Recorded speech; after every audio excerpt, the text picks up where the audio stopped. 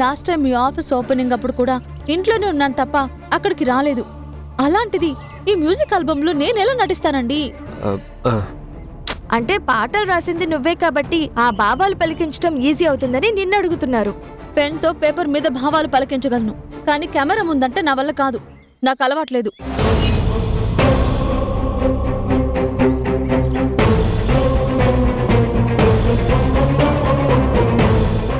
దురదృష్టం కొద్దీ ఆ అమ్మాయికి యాక్సిడెంట్ అవ్వడం వల్ల నిన్ను రిక్వెస్ట్ చేస్తున్నాం. ప్లీజ్ కాదనొద్దు ఉషా. ఏం మాట్లాడుతున్నావు నువ్వు? పాటలు రాయడం వరకు ఓకే, కానీ డాన్సులు చేయటం నాకు బొత్తిగా ఇష్టం లేదు. నన్ను క్షమించండి. కిరణ్ గారు ఏమడిగినా నువ్వు నో అనవనే నమ్మకంతో వచ్చాను. ఇలా అంటావని అస్సలు ఎక్స్పెక్ట్ చేయలేదు. కిరణ్ గారు, మన కో ప్రొడ్యూసర్ డేవిడ్ గారు ప్రాజెక్ట్ ఇంకా డిలే అయితే తిరిగి అమెరికా వెళ్ళిపోతానని చెప్పారు. ఆయన అలా వెళ్ళిపోవడం అంటే ప్రాజెక్ట్ నుంచి తప్పుకోవడమే. దాని ఎఫెక్ట్ మన ఆల్బమ్ మీద పడుతుంది. ఇష్టం లేదంటున్నా కూడా నన్ను ఒప్పించే బదులు వేరే అమ్మాయిని ట్రై చేసుకోవచ్చు కదా. అయ్యో, అంత టైం లేకే కదా అంత ప్రాబ్లం. ఎన్ని రోజులు కిరణ్ గారు పాడిన హిట్ పాటలన్నీ రాసింది నువ్వే అని అందరికీ తెలుసు. ఇప్పుడు నీతో కలిసి కిరణ్ గారు మ్యూజిక్ ఆల్బమ్ చేస్తున్నారంటే మన ప్రాజెక్ట్ కి మంచి పేరు వస్తుంది, మార్కెటింగ్ కి ప్లస్ అవుతుంది. ఇవన్నీ కనీసం నువ్వైనా ఆలోచించాలి కదా. నేను చెప్పాల్సింది చెప్పాను. ఓకే కిరణ్ గారు, ఉష ఒప్పుకునేటట్టు కనిపించటం లేదు. మన ప్రాజెక్టు గురించి ఆలోచించి మీకు ఏది మంచిదనిపిస్తే అది చెయ్యండి. ఆ తర్వాత మీ ఇష్టం. వస్తాను.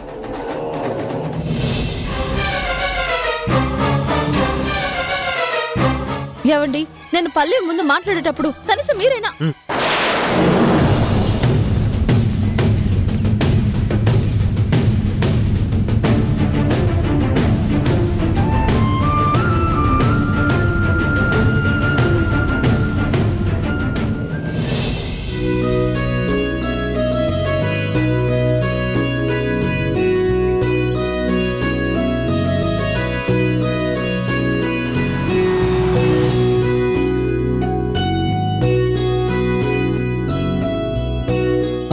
హలో,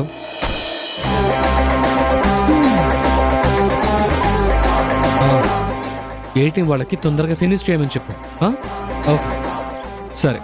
హాయ్ రేణు, మన క్వాలిటీ టీమ్ని కొంచెం అలర్ట్ చేయండి.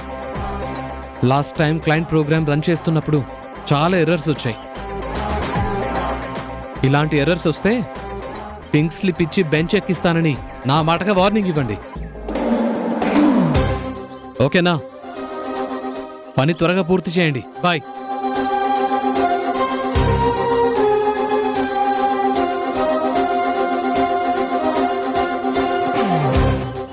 ఏంటలా చూస్తున్నావు? ఎలా ఉంది మన హవా? Any comments on my power? నాకైతే షో ఆఫ్ లా అనిపించింది. What the hell? షో ఆఫా? చూడు రేణు, నా కష్టానికి కాంప్లిమెంట్ ఇవ్వకుండా పర్వాలేదు, కానీ ఇలా కామెంట్ చేయొద్దు. నా పసి హృదయం గాయపడుతుంది. ఏంటి పసి హృదయమా? నీదా? ఇంకోసారి లాంటి మాటలు చెప్తే నాకు బూతులొస్తాయి, దెబ్బలు పడతాయి, దెబ్బలు పడతాయి, దెబ్బలు పడతాయి. ఏంటి కొడుతున్నావు? ఇంతకీ ఎందుకు పిలిచావో విషయం చెప్పకపోతే కుంఫు కరాటే కూడా చేస్తాను. ఏంటి, నీకు అవి కూడా వచ్చా? ట్రై చేయమంటావా? వద్దులే. అయితే చెప్పు, ఎందుకు పిలిచావు? ఏం లేదు రేణు, రాఖీ పండగ వస్తుంది కదా. నాకు అక్క చెల్లెళ్ళు ఎవరూ లేరు. సిస్టర్ అని ప్రేమగా పిలుచుకునే ఒకే ఒక మనిషి ఉషా అక్క. అందుకే తనతో రాఖీ కట్టించుకుందామని. వెరీ గుడ్, చాలా మంచి ఆలోచన. ఆ ఆలోచన బానే ఉన్నా ఎలా ఆచరణలో పెట్టాలో తెలియట్లేదు. ఏం తెలియట్లేదు? అంటే నేను వాళ్ళింటికి వెళ్ళాలా, ఉషా సిస్టర్ని మా ఇంటికి పిలవాలా, లేకుంటే వేరే ప్లేస్కి పిలిచి రాఖీ కట్టించుకోవాలా అని. అవన్నీ ఏమొద్దు. రాఖీ రోజున మా ఇంటికి రా. కిరణ్ అన్నయ్య, వదిన ఇద్దరూ మా ఇంటికొస్తారు. అప్పుడు మా వదినతో నువ్వు కూడా అక్కడే హ్యాపీగా రాఖీ కట్టించుకోవచ్చు. నాకు రాఖీ కట్టడం తనకు ఓకే కదా? ఆ ఇందులో తప్పేముంది? నువ్వు ఫస్ట్ నుండి వదినని సిస్టర్ అని పిలుస్తున్నావు కదా, కాబట్టి తప్పకుండా ఒప్పుకుంటుంది. ఆహా, అయితే ఓకే. సిస్టర్ అని పిలిచినందుకే నువ్వు రాఖీ కట్టించుకుంటున్నావు, కానీ నాకే సొంత అన్నయ్యకి రాఖీ కట్టే ఛాన్స్ లేకుండా పోయింది. మీ పెద్దన్నయ్య గురించి చెప్తున్నావా? అవును, ఎవ్రీ ఇయర్ మా పెద్దన్నయ్యకి ఫస్ట్ రాఖీ కట్టి ఆ తర్వాత ఇద్దరు అన్నయ్యలకి కడతాను. ఈసారి మా అన్నయ్య దగ్గరికి నేను వెళ్ళలేను, మా అన్నయ్య మా ఇంటికి రాలేడు. ఎందుకు రాడు? మీ అన్నయ్యను కూడా మీ ఇంటికి పిలు, ఖచ్చితంగా వస్తాడు. లేదు సుహాస్, పెద్దన్నయ్యకి రావాలని ఉన్నా ఇంట్లో వాళ్ళు రానివ్వరు. మోహన్ చూడ్డానికి ఇష్టపడని వాళ్ళు నేను రాఖీ కడతానంటే ఎలా ఒప్పుకుంటారు? లాస్ట్ టైం నా ఎంగేజ్మెంట్ కి అన్నయ్యని పిలిచానని తెలిసి పెద్ద గొడవైంది. రాఖీ రోజున ముగ్గురు అన్నయ్యలు ఒక్కరిని మిస్ అయినా చాలా బాధగా ఉంటుంది. రేణు, రేణు, అయ్యో ఏంటిది? ఇలా కన్నీళ్లు పెట్టుకోవడం ఏం బాలేదు. ప్లీజ్ నా మాట విను. ఇటు చూడు, నువ్వు మీ అన్నయ్యని ఎంత మిస్ అవుతున్నావో మీ అన్నయ్య కూడా నిన్ను అంతే మిస్ అవుతాడు. లాస్ట్ టైం మనం మీట్ అవ్వడానికి వచ్చినప్పుడు కూడా నీ మీద ఎంత ప్రేముందో మీ అన్నయ్య కళ్ళల్లో మాటల్లో తెలిసింది రేణు. చూడు, మీ బాండింగ్కి ఆ దేవుడు కూడా సపోర్ట్ చేస్తాడు. నువ్వు ధైర్యంగా ఉండు. రాఖీ రోజున ఏదో ఒక మిరాకిల్ జరిగి మీ అన్నయ్య ఇంటికొస్తాడు, నీతో రాఖీ కట్టించుకుంటాడు.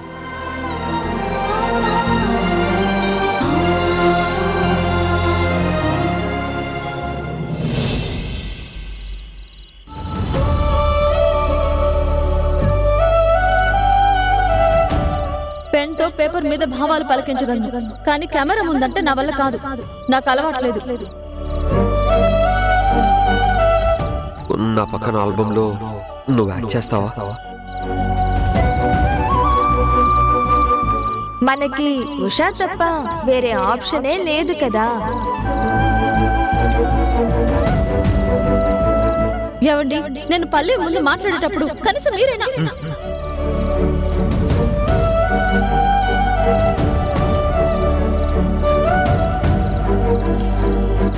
ఉషా, ఇప్పటికీ చాలా ఆలస్యమైంది. వెళ్ళి అల్లుడు గారిని భోజనానికి పిలు.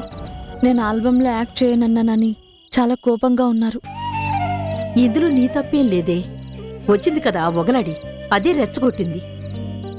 అది రెచ్చగొడితే మాత్రం ఈయన అర్థం చేసుకోవాలి కదా. నా మీద కోపం చూపిస్తే ఎలా అమ్మా? ఈ ప్రశ్నలు నా దగ్గర కాదే. వెళ్ళి అల్లుడు గారితో మాట్లాడు. నీ మనసులో ఏముందో అది అర్థమయ్యేలా చెప్పు. ఇలా ఎడమొహం పెడమొహంగా ఉంటే ఉన్న సమస్యలు తీరకపోగా కొత్తవి మొదలవుతాయే. వెళ్ళమ్మా, వెళ్ళు.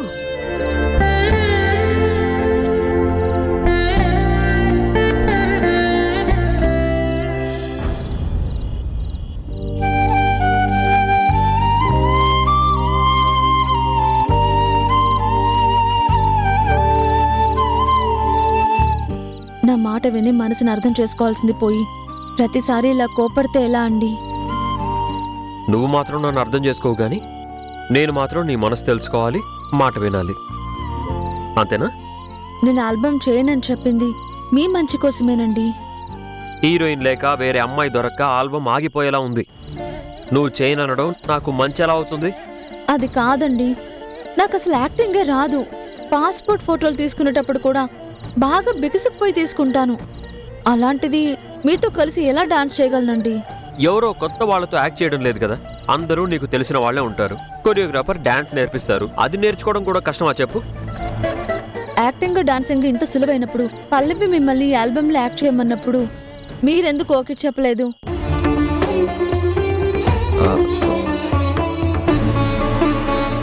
కొత్త వాళ్ళ ముందు పాడిన అనుభవం, పరిచయం లేని వాళ్ళని పలకరించే చొరవ మీకున్నంతగా నాకు లేదండి. మీకు గుర్తుందా, మన పాటలు హిట్ అయినప్పుడు కూడా ఎంతో మంది ఇంటర్వ్యూకి రమ్మని అడిగితే రాలేనని సున్నితంగా చెప్పాను. నాకు ఇష్టం లేకపోయినా కేవలం మీకోసం, మీరు సక్సెస్ అవ్వాలన్న ఒకే ఒక్క ఆశతో ఈ ఆల్బంలో పాటలు రాశాను. కానీ ఈ డాన్సులు, యాక్టింగ్లు అంటే నా వల్ల కావడం లేదండి. ఎంత ఆలోచించినా నేను ధైర్యం చేయలేకపోతున్నాను. ఒకవేళ మీరు చెప్పినట్టే నేను డాన్స్ నేర్చుకుని సరిగ్గా చేయకపోతే అందరూ నవ్వుతారండి.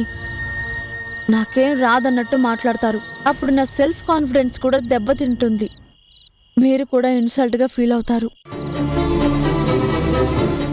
ఎన్ని చెప్పినా సరే మీరేం వినకుండా లేదు నువ్వు రావాలి ఖచ్చితంగా చేయాలని చెప్తే సరే అని ఒప్పుకోవడం తప్ప నా దగ్గర వేరే దారి లేదండి. మీ కోపాన్ని మౌనాన్ని భరించడం కన్నా నా మనసుని మార్చుకోవడం, ఇష్టం లేని పని కోసం మనసుని ఇబ్బంది పెట్టుకోవడం నా కష్టమేమి కాదండి.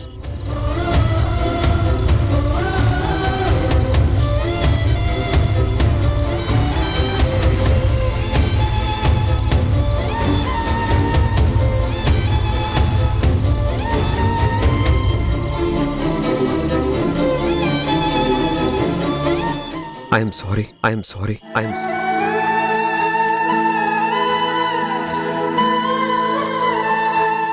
నువ్వు ఈ వీడియో ఆల్బమ్ చేయవని నేను ముందు నుంచి పల్లవికి చెప్తున్నా తనే వినలేదు. నిన్ను ఎలాగైనా ఒప్పించమని రాకేష్ గారు, డేవిడ్ గారు పల్లవిని ఫోర్స్ చేశారు. నేను చెబితే కష్టమైనా సరే ఎస్ చెబుతామనుకున్నాను, కానీ నో అనేసరికి తట్టుకోలేకపోయాను. అందుకే కొంచెం కోపం వచ్చింది. మనకి ఒకరి గురించి ఒకరికి బాగా తెలుసండి. మధ్యలో వచ్చిన వాళ్ళ మాటలు విని అభిప్రాయాలు మార్చుకుంటే మనకే నష్టం కదా. అవును, ఆ నష్టం నీ కన్నీళ్ల సాక్షిగా కనిపిస్తుంది.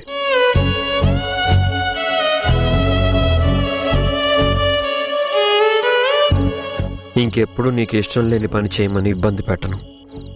నాకు నచ్చినట్టుండే ఫ్రీడమ్ ఇచ్చావు కాబట్టి నీ ఆలోచనల్ని నేను గౌరవిస్తాను.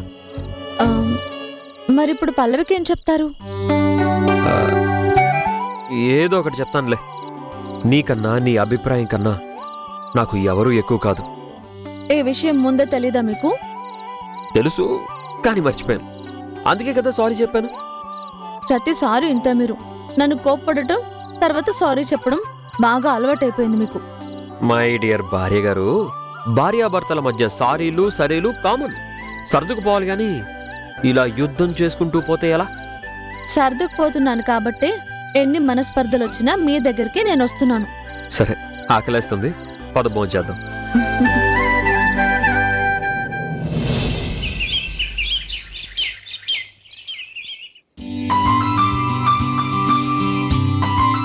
అన్నయ్య, ఏంట్రేను? అదే అన్నయ్య, రాఖీ వస్తుంది కదా, ఆ రోజు లీవ్ పెట్టావా లేదా అని. పెట్టకపోతే ఒప్పుకుంటావా? థ్యాంక్స్ అన్నయ్య. నా సంగతి సరే, ముందు కిరణ్కి చెప్పావా? సార్ అసలే మ్యూజిక్ ఆల్బమ్ వల్ల ఫుల్ బిజీగా ఉంటున్నారు. పిలిచినా ఇంట్లో ఫంక్షన్ కూడా రావడం లేదు, వచ్చినా ఎక్కువసేపు ఉండడం లేదు. అది చూసుకో. ఆల్రెడీ మాట్లాడాను, కన్ఫర్మ్గా వస్తానని చెప్పాడు. వస్తాడు, ఎందుకంటే నువ్వంటే వాడికి ప్రాణం. సరే కానీ ఆ రోజు నీకేం గిఫ్ట్ కావాలో చెప్పు. నేనేమడిగినా ఇస్తావా? ఓ, ఆల్రెడీ మైండ్లో ఫిక్స్ అయ్యే వచ్చావా? సరే చెప్పు, నీకేం కావాలి? గిఫ్ట్ రాఖీ కట్టిన తర్వాత కాదు, కట్టక ముందే నా కళ్ళ ముందుండాలి. కట్టక ముందే కావాలా? అదేం గిఫ్ట్?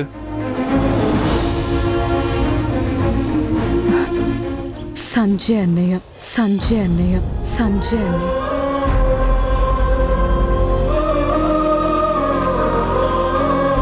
ఏంటి? అవునన్నయ్య, సంజయ్ అన్నయ్యని ఇక్కడికి తీసుకురండి. ఎప్పట్లానే ఫస్ట్ పెద్దన్నయ్యకి కట్టి ఆ తర్వాత మీ ఇద్దరికి కడతాను. ఏం మాట్లాడుతున్నావో అర్థం అవుతుందా రేణు? వాడికి మనకి ఏ సంబంధం లేదనే కదా ఇంత దూరం వచ్చింది. ఈ ఇంట్లో ప్రశాంతంగా బతుకుతున్నది. అందరి కోసం ఆలోచించే అమ్మా నాన్నే వాణ్ణి దూరం పెట్టారు. ఇప్పుడు వాణ్ణి పిలిస్తే అమ్మ నాన్నకి కోపం వస్తుంది. గిఫ్ట్గా ఏం కోరుకున్నా ఇస్తానన్నావు, ఇదేనా? గిఫ్ట్ అంటే ఏదో వస్తువు అనుకున్నాను, కానీ బంధాలకి విలువివ్వని వాడి పేరు చెప్తావనుకోలేదు. పెద్దన్నయ్యకి మన మీద ప్రేమ ఉందన్నయ్య, కానీ వదిన వల్లే రాలేకపోతున్నాడు. అయితే అక్కడే చావనివ్వు.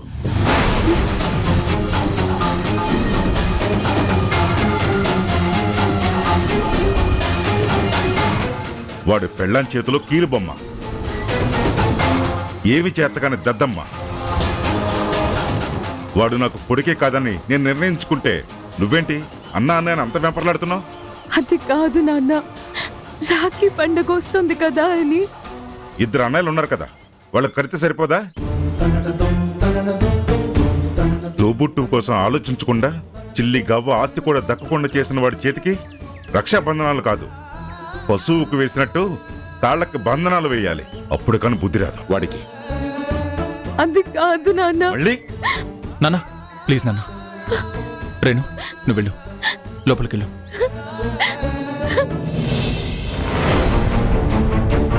అది కాదురా, నాకు తెలియకుండా ఇంటికి వెళ్ళి మరీ నిశ్చితార్థాన్ని పిలిచింది. అది తెలియని వాడు ఫోన్ చేసి మరీ నాకు గుండెపోటు తెప్పించాడు. మళ్ళీ వాడిని ఎలా పిలవాలనుకుంటుంది? నాన్న ప్లీజ్ నాన్న, వదిలేయండి.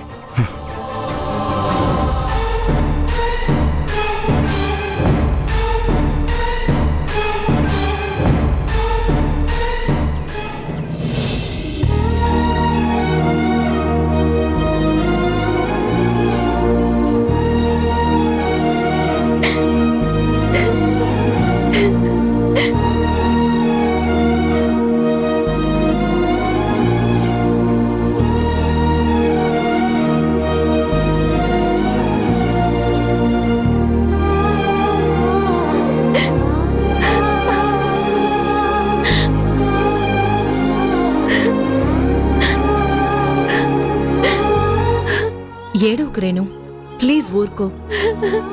మీ పెద్దన్నయ్య గురించి ఇంట్లో వాళ్ళు ఎలా ఫీల్ అవుతున్నారో తెలిసి కూడా ఎందుకు ఆ పేరెత్తడం? రాఖీ పండగ అంటే అన్న చెల్లెలకి సంబంధించింది కదా వదిన, తలుచుకోకుండా ఎలా ఉంటాను? తలుచుకోవడంలో తప్పు లేదు, కానీ మీ పెద్దన్నయ్య ఇంటికి రావాలనుకోవడం, రాఖీ కట్టాలనుకోవడం ఈ ఇంట్లో ఎవరికి ఇష్టం ఉండదు. ఎవరికి ఇష్టం ఉన్నా లేకపోయినా నేను మాత్రం పెద్దన్నయ్యకి రాఖీ కట్టిన తర్వాతే మిగిలిన వాళ్ళకి కడతాను. చిన్న పిల్లల మొండిపట్టు పట్టకు. సంజయ్ పేరు విన్నందుకే మీ అన్నయ్య నాన్న ఎంత సీరియస్ అయ్యారో చూసావు కదా. నా బాధ నీకు అర్థం కాదు వదిన. ఉషా వదిన నీ పొజిషన్ లో ఉంటే కరెక్ట్ గా అర్థం చేసుకుంటుంది, ఈ ప్రాబ్లం కి సొల్యూషన్ ఇస్తుంది. అవును, ఉషా మాత్రమే సొల్యూషన్ చెప్తుంది, మేమంతా ప్రాబ్లమ్స్ క్రియేట్ చేస్తాం. ప్రేమగా నచ్చ చెప్తున్నా వినకుండా ఉషా వదినే కావాలంటే నేనెంత మాట్లాడినా వేస్ట్. మనుషుల్ని నమ్మడం తప్పులేదు, కానీ కనీసం మంచి చెడుల తేడా తెలుసుకో.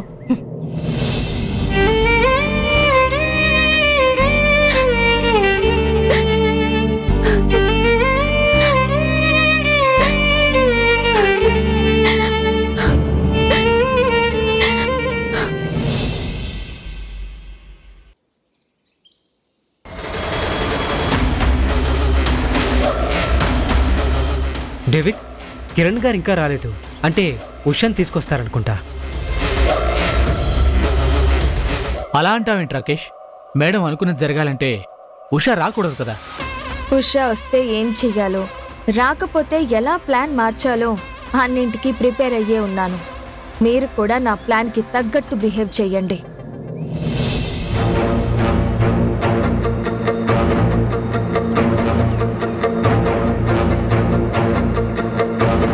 కిరణ్ గారు ఒక్కరే వచ్చారే, ఉషా ఎక్కడా? ఇంకుషా రాదు పల్లవి. రాదు అంటే నాకు అర్థం కాలేదు. మన ఆల్బంలో ఉషా యాక్ట్ చేయదు. అదేంటి కిరణ్ గారు అలా చెప్తున్నారు? అసలు తనని అడిగారా? ఒప్పించడానికి ట్రై చేశారా?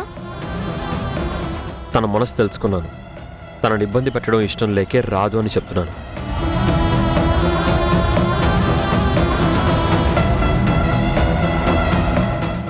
ఏంటి పల్లవి గారు ఇది? మీరేమో ఉషా గారు వస్తారు, ఈ రోజు నుండి ప్రాక్టీస్ సెషన్ స్టార్ట్ చేయాలి అని చెప్పారు, ఇలా జరిగిందేంటి? మనం వేరే ఆప్షన్ ట్రై చేద్దాం. రీతు ప్లేస్ లో ఇంకో కొత్త ఆర్టిస్ట్ ని ఆడిషన్ చేద్దాం. డేవిడ్ గారు, దయచేసి ఇంకొన్ని రోజులు టైం ఇవ్వండి. సారీ పల్లవి గారు, ఇప్పటికే చాలా లేట్ అయింది. నేను యుఎస్ వెళ్ళకపోతే నాకు కోట్లలో నష్టం వస్తుంది. మీరు వేరే ఫైనాన్షియర్ని చూసుకోండి. ప్లీజ్ డేవిడ్ గారు, అలా మాట్లాడకండి. అన్ఎక్స్పెక్టెడ్ గా జరిగిన దానికి మీరు ప్రాజెక్ట్ ని ఎఫెక్ట్ చేయొద్దు. రాకేష్, ఇప్పటికిప్పుడు మన దగ్గరున్న ఆర్టిస్ట్ లిస్ట్ ని క్రాస్ చెక్ చేయండి. అందం కన్నా ముందు అవైలబుల్ గా ఉన్న ఆర్టిస్టులకి కాల్ చేసి ఆడిషన్ కి రమ్మని చెప్పండి. ఆల్రెడీ మాట్లాడాను మేడం, ఎవరు పాజిటివ్గా రెస్పాండ్ అవ్వట్లేదు. మరి ఇప్పుడు ఏం చేద్దాం? ఉన్నది ఒకే ఒక లాస్ట్ ఆప్షన్ మేడం. ఏంటది? సార్ పక్కన మీరే యాక్ట్ చేయండి. ఏంటి, నేనా? అవును మేడం, మీకు డ్యాన్స్ అంటే ఇంట్రెస్ట్ అని తెలుసు. కాలేజ్ టైంలో కూడా డ్యాన్స్ ప్రోగ్రాంలో పార్టిసిపేట్ చేశారని చెప్పారు. సో ఎవరినో వెతికే బదులు మీరే ఈ ఆల్బంలో చేయొచ్చు కదా. కిరణ్ గారి పక్కన నేను యాక్ట్ చేయడమా? ఏం మాట్లాడుతున్నావు రాకేష్? I'm sorry. అది కాదు మేడం. వింటున్నారా కిరణ్ గారు? వాళ్ళందరూ ఏం మాట్లాడుతున్నారు? వాళ్ళన్న దాంట్లో తప్పే ఉంది, నువ్వు చేయొచ్చు కదా.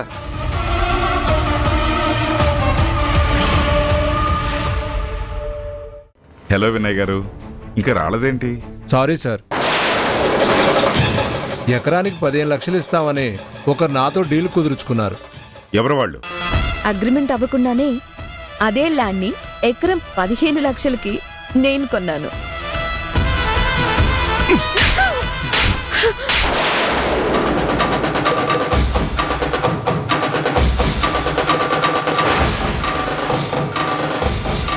ఇన్ని రోజులు ఆఫీసులో ఎన్ని తప్పులు చేసినా భరించాను, ఇక నా వల్ల కాదు.